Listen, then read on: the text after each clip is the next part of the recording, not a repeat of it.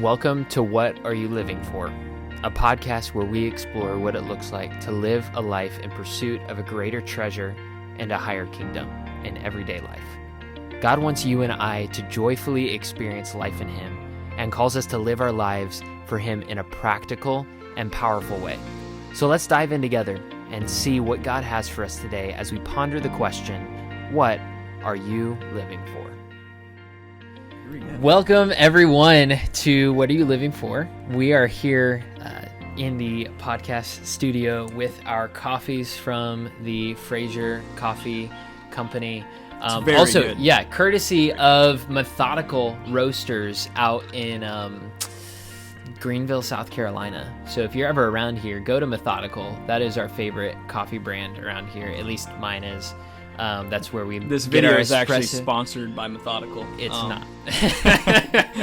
But I will say that's one of the things that I remember from your YouTube videos with Mid Golf. Yeah. Which, if you don't know who he is, he's with Mid Golf. You probably don't even know. You guys don't know who that is. But maybe you can look it up afterwards. Yep. That'll be a huge encouragement to your soul. You'll laugh a lot. It's good stuff. For but sure, I remember you guys would always say, "Hey, this is sponsored by." And it's got 100 is views. that copyright infringement? No, ever? no. Okay, I think if anyone says saw it, it, yeah, then it'd be actually a good thing. So, speaking of that, though, we actually do have a sponsorship. Oh, you do? I'll tell you this after the podcast, though. But it's actually really cool. So I'll show you later. Okay, Yeah. that's really cool. Anyway, okay, you guys don't care about that. We're here for What Are You Living For? Yeah. Not Mid-Golf. Yeah. So, Bryce is three things. He is one of my best friends. He is, well, I guess four. He's a brother in Christ. Yep. And also we just kind of have been brothers most of our life. That's kind of just how it's worked out. Because he's also my cousin. That's true. But then also, as of like 3 weeks of when this airs, you're also my brother-in-law. Right. Which is weird, probably. For Alabama. People to, yeah, Alabama. Not actually. So when we came to college, which you'll probably get into that a little bit at some point. When we came into college, I remember at one point we were talking about, we were like freshman guys, and we're like, 2 months into the semester? We're both like trying to encourage each other, like, hey, just remember, like, if we don't get girls until like our junior year of college, it'll be fine. Yep. Well, lo and behold, like 3 months after that, we're both dating sisters. Yeah. So it's kind of funny how it worked out. Pretty much right away. Yeah, pretty much right away. But when you know, you know. You know? Exactly. So, Bryce, would you like to share just a little about yourself, who you are, where you come from? I shared a little bit about you, but get into the details. Yeah. So, I mean, as Tommy mentioned, we've grown up together. I have to pause you already because you said something that no one on this podcast has ever heard said, and that was you called me Tommy. Oh, yeah? So you have to explain that a little bit because people are greatly confused. Yeah. So why did you call me that? Okay, so this guy right here is Tommy. The past 7-8 years it's been JT, but being his cousin and family, we've always said Tommy. So even, my cousins, which are his siblings, still say Tommy, and I say Tom all the time. Mm-hmm. I guess that's more of the past 5 years or so. But he will always be Tommy to me. And so for you guys out there watching and anyone that knows JT of the past few years, it's JT, but for me, it's Tommy. Yeah. And so that's kind of how it started with the family roots. Mm-hmm. The only people who call me Tommy are family or people who've known me before I was 12. Because I started going by JT around 12 years old. So my real name is Jeremy Thomas. Right. It makes sense because the JT is his actual name, but we just always had Tommy growing up. So called Tommy for a long time. And then in high school or junior high at that point, one of the guys who traveled with the ministry team that I grew up on said, hey, you should go by JT. And doing what any junior hire would do, I tried out a new name. And it actually stuck, and I actually liked it. And I felt like it was a easier name. It made more sense with my name, too, especially as I was getting older. And I've enjoyed it. So I don't go by Jeremy by anyone except for, like, teachers have called me Jeremy. Right. My wife calls me Jeremy. Yeah, she does. And that's it. So yeah, that's about it. Anyway, so it's Tom. After we got that out of the way, yeah, continue. So Tommy here, we've grown up together, had lots of memories together. One of my favorites, just really quick, is we were just talking about this yesterday. So at my house, I had a farmhouse back in the day, and we had 30 cats because they were farm cats. And so they're just running around doing whatever, making babies. That's how the cats were at the farm. And so Tommy and I were at the farmhouse one winter, and we decided to go out and, go on a hunt with my BB gun. So we were just two young cousins. Gun. Yeah. Yep. Right. Exactly. So we're hunting we were out there for a couple hours hunting, and there's this cat that comes around the corner by the tree, and we're like, we got to shoot it. So I shot it with the BB gun and it never came back. And so we kind of talk about that story to people a lot, and then people will be like, "You had 30 cats." I'm like, "That's not an exaggeration. It really was. It might have been more than 30. Yeah. At some point, but so we were like, you know what? We'll just shoot one cat. It didn't come back. Yeah. That's 29 instead of 30. It's okay. So that's just a little side story for you guys. But basically, we grew up together. We were family. Oh, we are family. And now recently brother-in-laws as of a couple weeks ago. But my story to get to Bob Jones is kind of a little different. I went to high school in Indiana, and Bob Jones wasn't really on the radar. I knew some about it. Obviously, like church ties and friends and stuff. I had a couple people that I knew go to Bob Jones, but it wasn't really on the radar just because of money in South Carolina. And so I wasn't really thinking about it. I was thinking about maybe a couple hours away from home. So I was set to go to Cedarville University, which is a great school as well. And Tommy, kind of last minute, we go to Cedarville, my mom and I, and they can't offer a lot of financial help. And so that same weekend was kind of deflating. And I remember, my mom breaking down and it just being a tough weekend. And I remember texting you about it, and, my grandpa found out. And at the same time, you guys are kind of working behind the scenes and, texting some people, emailing some people, hey, can you help out my cousin, like offer him something? I really want him to come to Bob Jones. And so that same weekend, we got a text from Bob Jones, and or an email from Bob Jones, and he says, hey, I'd love to offer you your first semester free. I want to help you out through summer years. And, my sophomore year, I ended up paying a lot, but my other 3 years of college, they were really helpful because of my story, which we're going to be talking about here soon. And so for me to end up at Bob Jones, the people at Bob Jones don't realize how crazy of a story it kind of is, because it was very last minute, and that's not how my family works. I was set for Cedarville for 4 or 5 months even. Right, yeah. And so for me to end up at Bob Jones is pretty crazy. So I get to Bob Jones, and I'm with my cousin. We're rooming together, and also rooming with Peyton. He's not watching this most likely, but shout out Peyton if you're watching. Peyton Walters, everyone. Yep, I've been texting him a little bit. He also got married on the same day as me. Yep. We'll have to text this to him so he sees this. Yeah, no, we should. But anyway, so rooming together, and I'm at Bob Jones. It's crazy. And it's funny because I actually was a basketball player all growing up. And Tommy knows this too. JT knows this too. I didn't really play golf in high school at all. And I ended up getting a spot on the team at Bob Jones because of my coach actually had family ties in Indiana. And he came up and watched me play a few holes in my gap year, because I took a gap year, which will tie into my story a little bit. And so, long story short, I ended up being on the golf team and having a good 4 years and kind of progressing as, a captain, a leader, and eventually assistant coach. And so all of this kind of wraps into my story, where ending up at Bob Jones is crazy. And, more goes into that as we tell my story later. But it's brought me to here, to where I found my wife freshman year, as Tommy mentioned, and so did he. He started dating like a month and a half before I started dating, and we were kind of like seeing each other. Like he got her, but I still hadn't gotten Anna, and I really wanted to date her. And so then I had to wait. I'm like, well, Tommy's already dating. So fast forward a month and a half after our bonefish meal. I said, you know what, I got to tell my feelings. So I told her over winter break. She got back to me like a couple of days later, and she's like, I definitely like you. I didn't really realize it. And so we kind of start dating at the same time. Things start happening. They get married last year. We get married this year. And it's pretty crazy. We married sisters. Everyone we talk to is just, it's crazy, and they think it's insane. And for some reason, they say Sweet Home Alabama. It really isn't at all. No, it's not. it's Yeah. not. It kind of can sound like it maybe, but we're just marrying sisters and we're cousins, which I guess is crazy. Yeah, yeah. But anyway, all that to say, Because it's they're brought not me to here. they're not our cousins. Yep. We are cousins. Right. They're now technically our second cousin or cousin-in-laws, Something like that. and then our kids will be first and second cousins. Right. So it actually does sound like Alabama, if we're being honest. It does. Yeah. So we're making this work Yeah. since it's going on all 3 platforms. So that's great. But anyway, that's brought me to this point.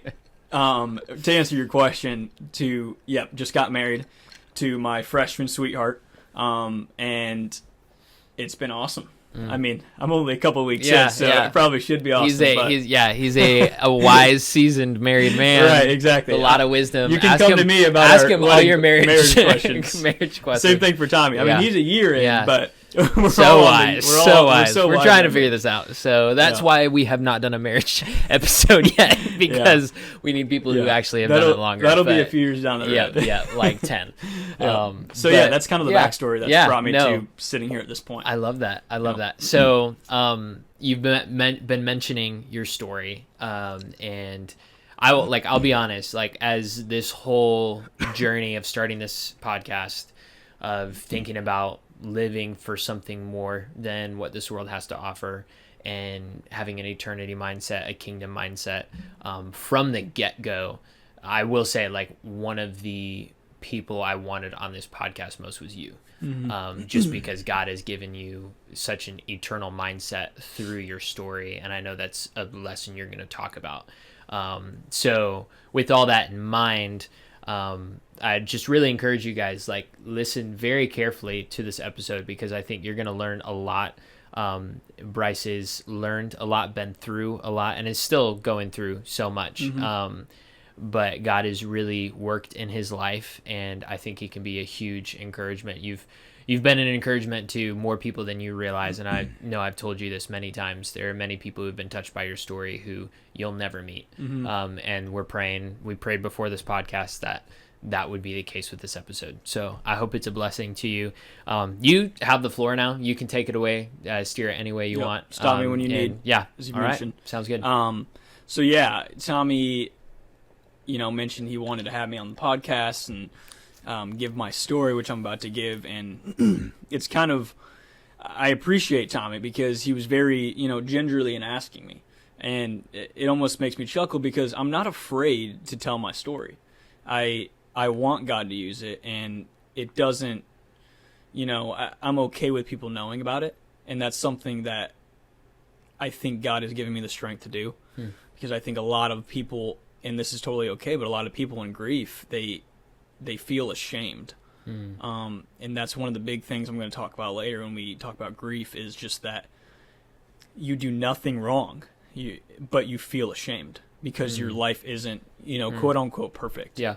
And that's one of the biggest and hardest things for people in grief is they're like, like for me, I lost my father, and I feel ashamed to tell someone because why? Well, because then they might react weird, or, they might look at you different, or they might, and there's no reason to be ashamed at all.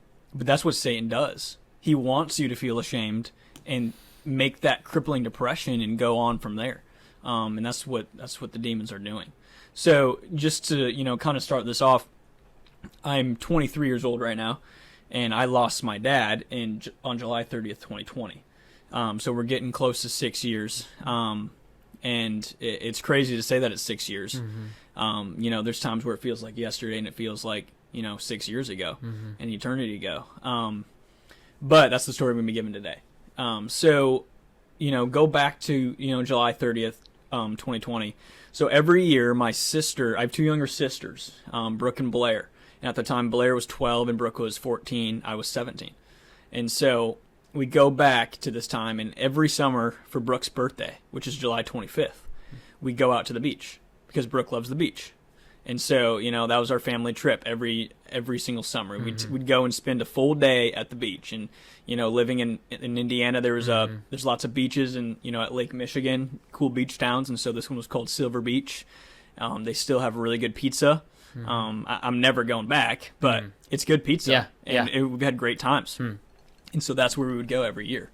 And so this year, we decided, since we were getting a little older and, we just wanted to switch it up a little bit, we decided to go later in the day. So instead of going early in the morning like usual and getting there at, 9 or 10, Yeah.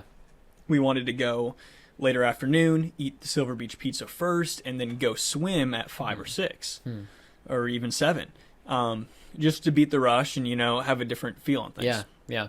And so we have a chill morning, and I still have a couple pictures saved that I just took of the morning, which is crazy that I took it on, the day that Dad died, just another little detail. But so we head out there, 4:30, and we sit down and have Silver Beach pizza. I still have a picture, too, of us eating at the dinner table, and we just took a selfie because we would do that a lot. And so we eat the Silver Beach pizza, and then we go out to the beach to swim. And so this day, even though it's a lake, the waves were a little more dangerous. They weren't super tall, a couple to 4 feet, but you could certainly at least feel a little bit of the riptide. Yeah. Which you don't feel as much in a lake, Right. as much as an ocean, but it's still there. And for a lake to have that high of waves, like, again, like that, and if you've never been up there before, you don't understand like how big those lakes are. They're huge. It does feel like the ocean, right? But even for it feeling like an ocean, it's not normal for waves to get that big either.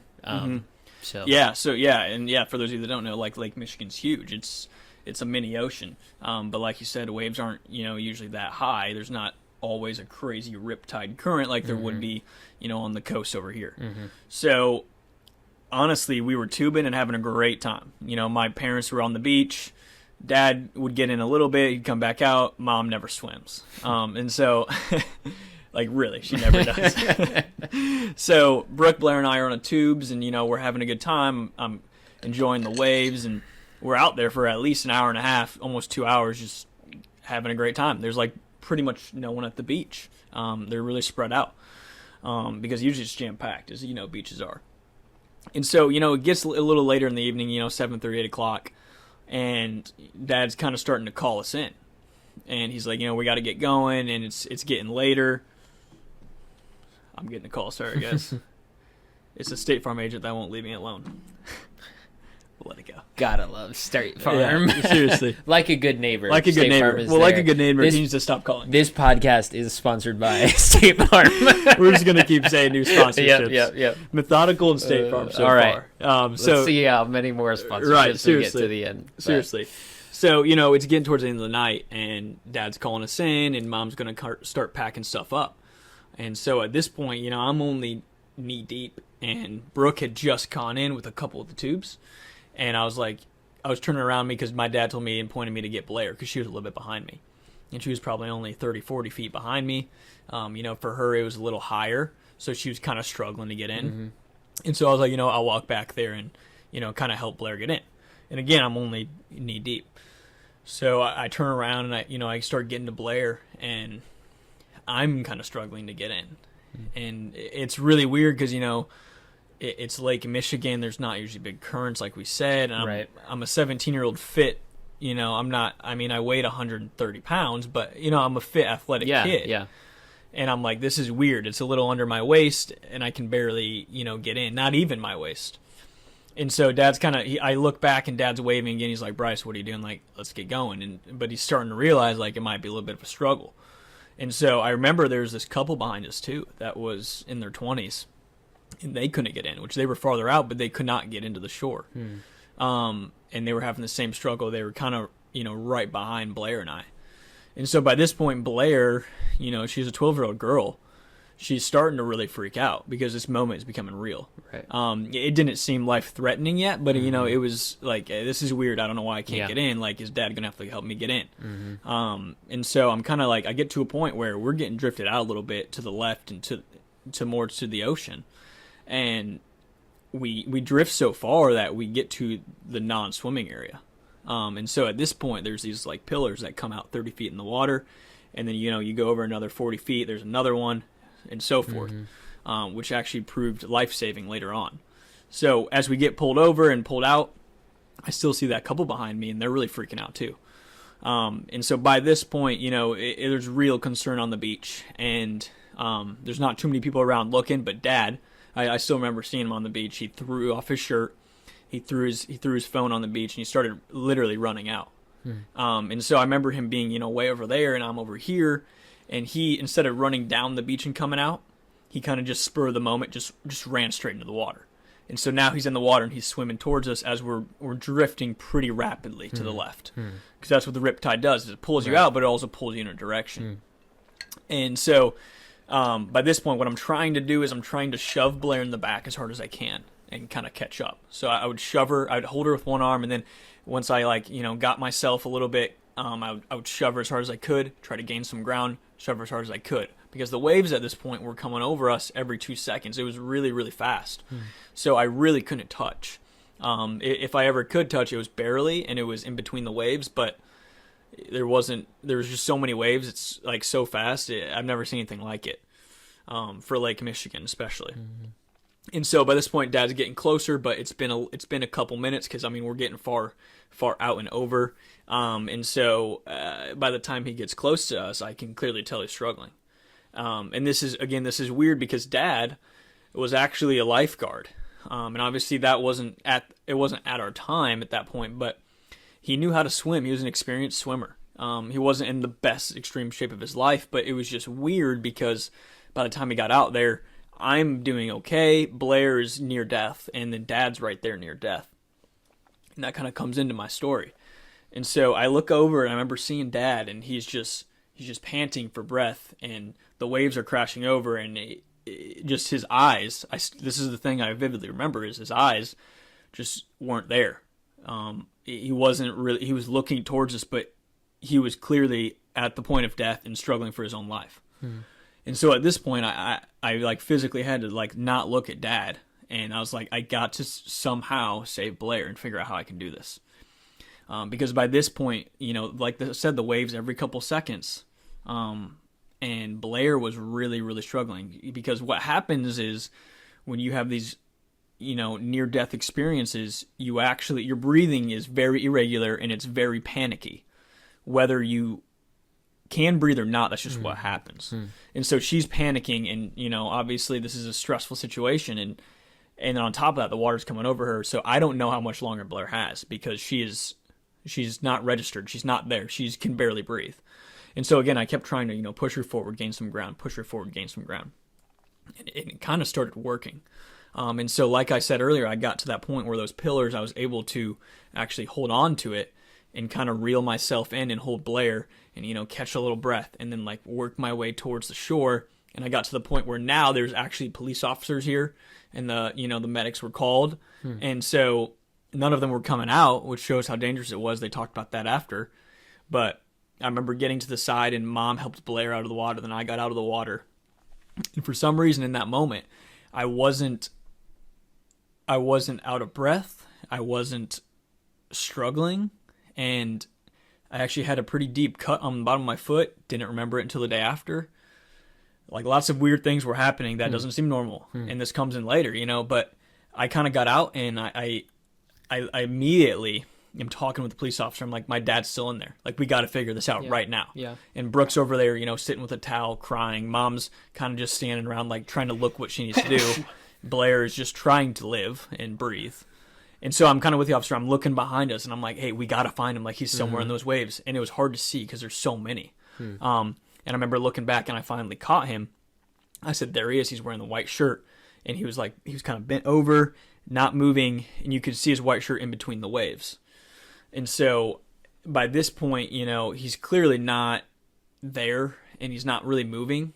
And so it's really freaking me out. But I'm like, we got to get someone out there. We got to do something. And they're like, we can't go from here. It's too dangerous. And so by this point, we finally see a lifeboat come in. And I see them pull Dad out of the water, bring him into the boat. And Mom said that I didn't actually see this because I think I was looking somewhere else. But Mom said they were trying the CPR. And so they were trying the CPR, and they rush off. And that's when we get, an escort. We go to our car, and we fall right behind the police officer. And he's taking us straight to the hospital. So I remember those couple minutes, my mom had me text her parents and say, Dad is near death. He got taken on the lifeboat. He's headed to the hospital. And so we need you to get here. And that was kind of the only person we texted at that time, and just, and there wasn't much time to get to the hospital, so just text your parents and then keep going. Because they live. They were in Illinois, so it was a few hours, a couple hours from Silver Beach. Yeah. Probably 3 hours. Whereas the rest of the family was all everyone was kind of spread out. Yeah. And they were the ones that could at least tell the other family members on both sides, right, and go from there. So we get to the hospital, and I even remember thinking in the car the whole time. I vividly remember this. I kept thinking, like, he's not going to die. This is crazy. This is insane. I can't believe I'm living this right now. Like, we're actually getting to the hospital because my dad's in the lifeboat. But he's not going to die. They're professionals. They know what they're doing. They get people, they do CPR all the time. It's going to work. And I kind of was telling my family that, and I don't even remember all the conversations we had in the car, but just, like, not much talking and lots of thinking. Mm-hmm. So we get there. We get taken back to this waiting room. I mean, it was the longest 10 minutes of my life. And we're kind of just waiting there, and then, a couple of them come in, and, immediately you can tell a reaction, and very somber faces, and, we knew what we were about to hear. And so they come in, they say we tried everything we could, we couldn't find a heartbeat, and we couldn't restore his life. So he's dead. He's pronounced dead. And so they just walk out, and I'm just in the room with my family. And that was tough. It was weird because I was so in shock and so mentally disarrayed that I didn't even cry. I just stood there and I did nothing. I couldn't think. I just embraced my family. I didn't know what was happening. And I remember Brooke and Blair, the first thing they said was, he's not going to get to walk me down the aisle, which becomes more real now as I have been married, and I know how important that stuff is. Yeah. And for Brooke and Blair to be thinking about that in that moment, and everyone gets to dance with their dad. Everyone gets to walk with their dad. They don't. And so I still remember them saying that, and it's tough. And so then they came back in a few minutes later, and they said, hey, if you want to come see him, you can. And that's where Brooke and Blair really didn't want to. Mm-hmm. I didn't really want to, but I knew that my mom would want to. And so Mom and I decided to go together. And we kind of go out, and something small that annoys me is, we look to the right, and there's a couple of the workers there, and they're kind of laughing, having their own conversation. Just have no idea what we're walking into. Not their fault, but I just remember it really annoying me in the moment. Yeah. And so, we kind of walk back, and we look over, and they take us to this room, and he's just laying there in his white shirt.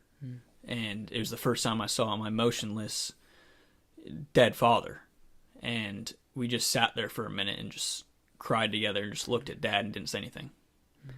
And, then I patted Dad as I left and said, love you, Dad, and walked back to the room.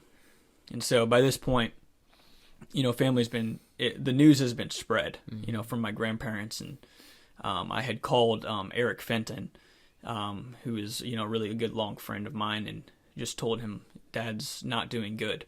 I think I texted him in the car on the way, and so he kind of told some of my friends and stuff like that. And Jacob Becker, who was my best man at my wedding, and Eric were on the way as well. And so, it's going to take a little bit, but some family starts coming in, and we're kind of just sitting there. And I remember I went by myself outside of the hospital, and I was just pacing.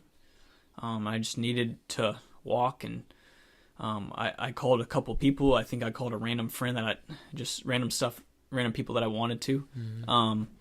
And as that, a couple hours pass, family starts coming in, and I remember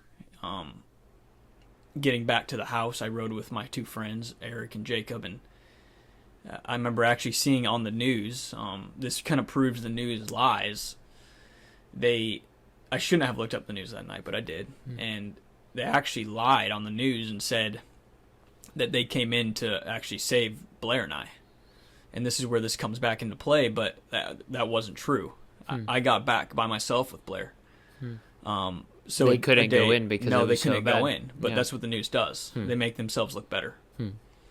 And so I remember the day passes, and the next day, all of a sudden, it kind of clicked.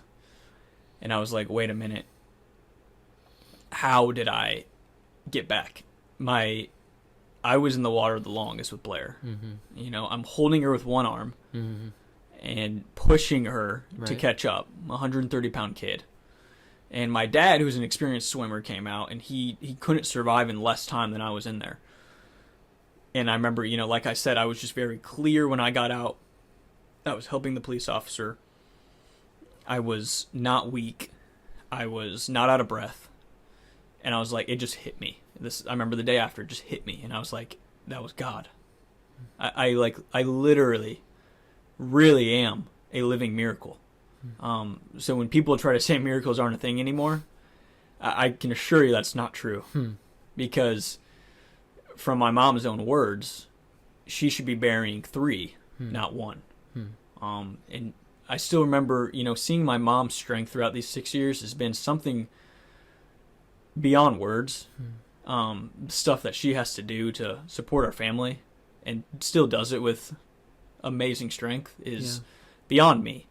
But to see her strength the next night after Dad had died, and that's what she said is, I should be bearing 3, but I only am bearing 1, and for that I'm thankful. And to hear that come out of my own mother's mouth, the day after her husband died of 25 years, it was powerful, and I still remember that. To see, that's where, the cliche truths of the Bible feel so real, even when you don't see it, and you have to believe it. But that's when you feel it the most, and those are the moments you remember. There's a reason those cliche truths hold up so true, because it's the truth. Right. And so to hear my mom say, I'm still thankful, was powerful. So it just, like I said that day after, it just kind of hit me. This is not me. And that's why I say how crazy it is because I shouldn't have gotten back. It doesn't make any sense. I mean, 130-pound, 17-year-old kid swimming with one arm. The couple behind us had actually gotten saved by the lifeboat. They couldn't get in. And you're telling me I can with my sister, who is, not that much less than me because I'm tiny? That doesn't make sense. It doesn't make sense. And it does make sense when you know God. And so I know the God I'm serving because he has literally saved me. Amen. Not just salvation, but a quite literal save from the water. And, I've talked about this with lots of people, but I made an Instagram post after, and it was a letter to my dad. Maybe I can read it real quick, actually. Yeah, I would love that. But I wrote a letter to Dad, and what I was going to say is it's kind of it shows that Dad had and showed the ultimate picture of what Jesus actually does for us. And so it actually has given me a clear thought of salvation because I got to see it through my own dad. But here's the letter I wrote to Dad that I wrote a couple days after. I wanted to write it quickly so I knew my thoughts in the moment. Yeah. So here it is. I say to Dad, how I start this letter I don't know, but the amount of love I have for you is more than anyone in the world will ever know. You're my dad. You're the one always there for me when something doesn't go right. You're the one showing me how to live a God-fearing life. You're the one there for me in the thick and thin, and you're the one being the best dad a son could ever ask for. I love you. I love you so much. I love you because of your passion for your family.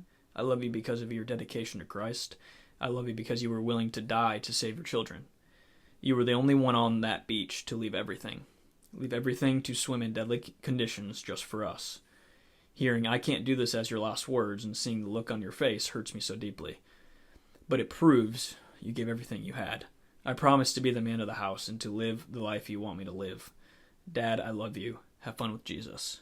Love, Bryce. And that was something that I knew I would have forever because those words aren't just... Those words are so real. I wrote that as a true, genuine letter. And so to have those words cherished forever, I want to cherish them because that's my letter to Dad, and I mean that so deeply. It's not something that I took time to write. I wrote it. It's my letter to Dad. And those things are true. And it gives me a memory of Dad that I'll hold on to forever. And even, on my wedding day, I wore 2 watches. For part of the day, I wore a watch my dad gave me, a cool wooden watch. On the back, he gave me an engraved note And on the note, it says a few things, but one of the last quotes is, "I can't promise to love you for my entire life."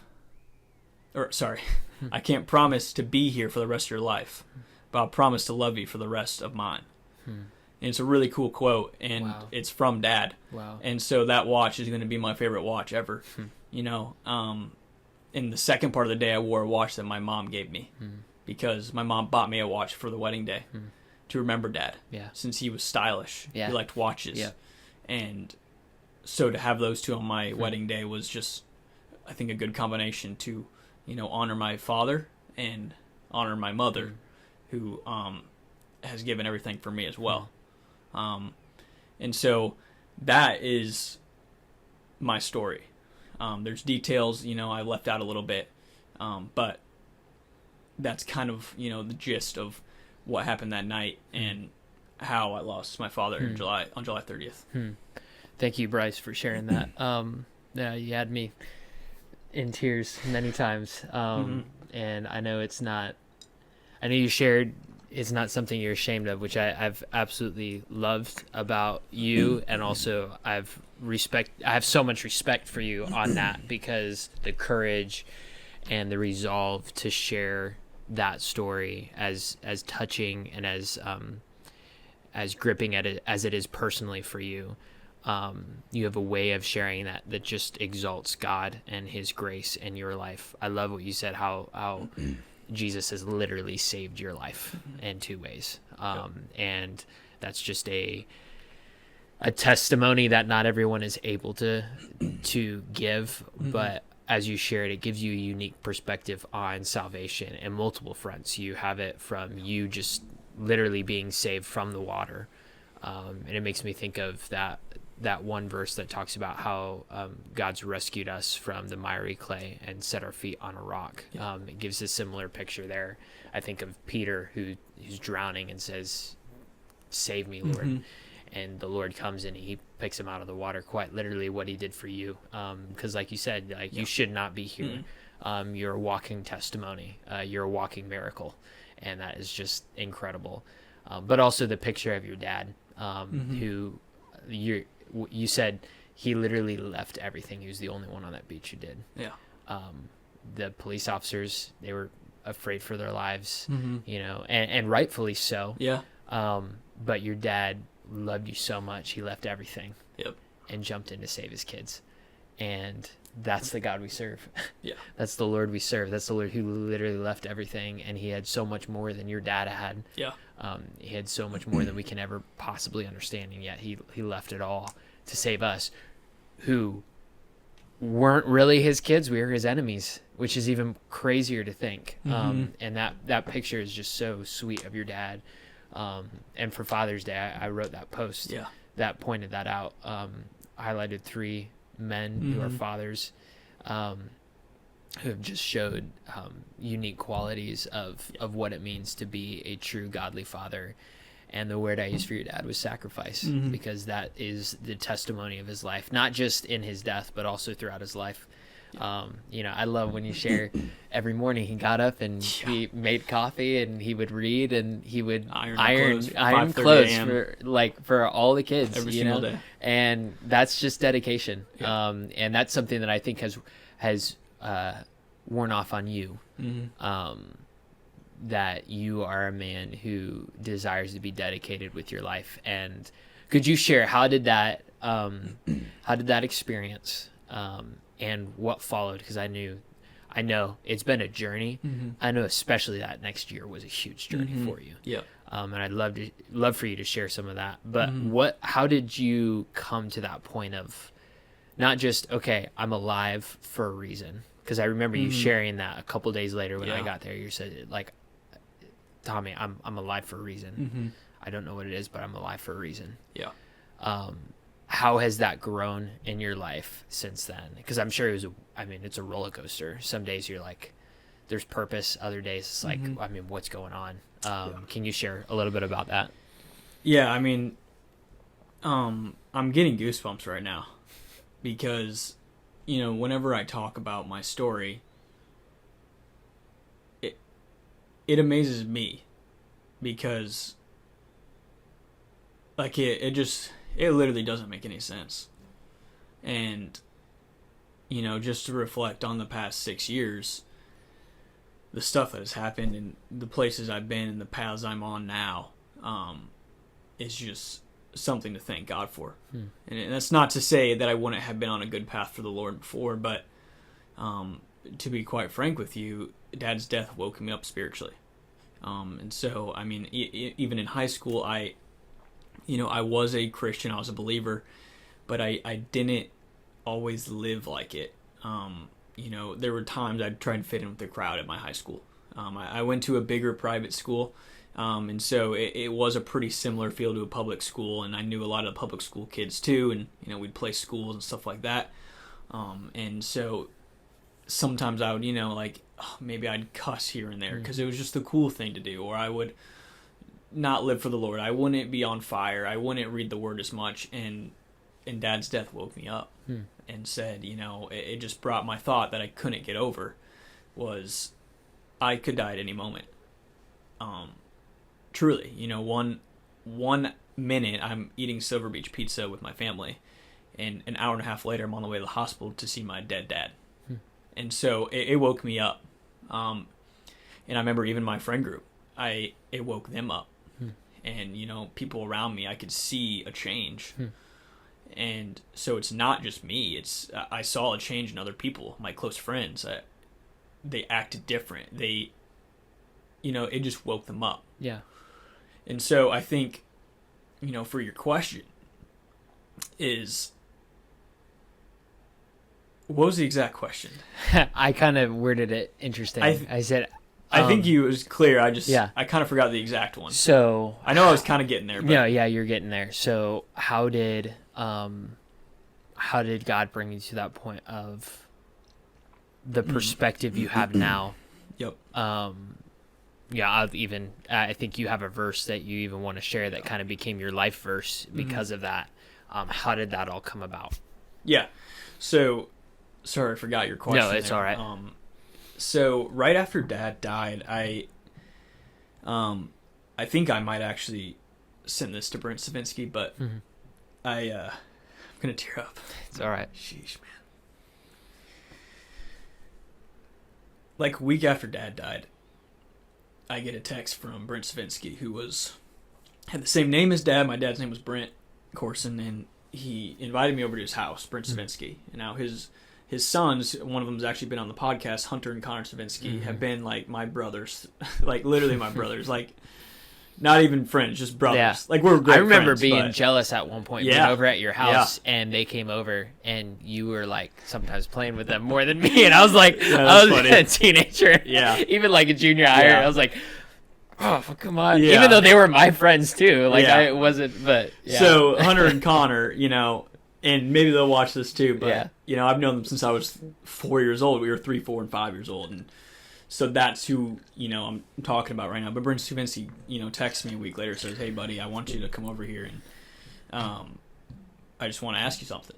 So I get over there, and it's pretty serious. You know, obviously it's very fresh, Dad's death, and you know, we go into another side room. I still remember it, and he says, "Bryce, I really want to be your mentor." He says, but this isn't just some lollygag thing. This is the real deal. He says, so I want you to actually think about it. I don't want you to answer me now. But I'm taking this very seriously. And if you would like me to be your mentor throughout life and guide you, I want to be that father figure to you. And now saying this, the reason I'm tearing up is 6 years later, you know, he officiated my wedding, and to see everything he's done and said and texted me in the past 6 years, and all the coffees and meals we've had. Shout out Brent Savinsky if you're watching this. I do love you. It's just crazy. And so I remember that, and I said, you know, I came back and I said, yes, I'd like for you to do this. And so that began our journey of,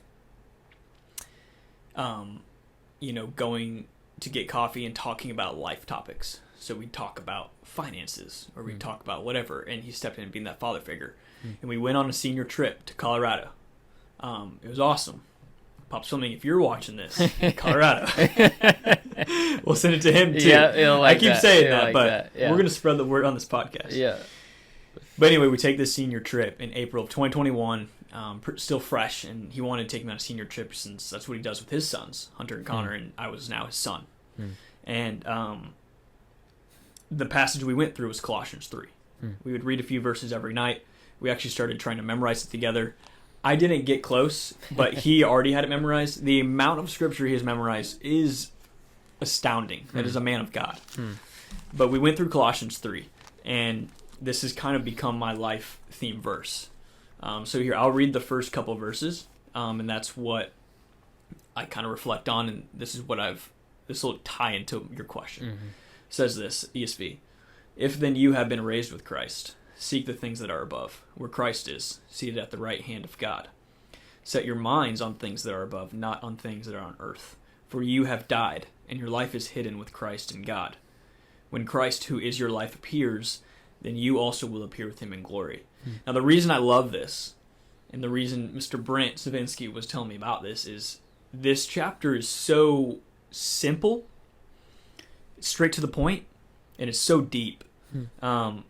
Now that, like I said, that statement that I keep thinking about and I've thought about over and over again, that, I could die at any moment.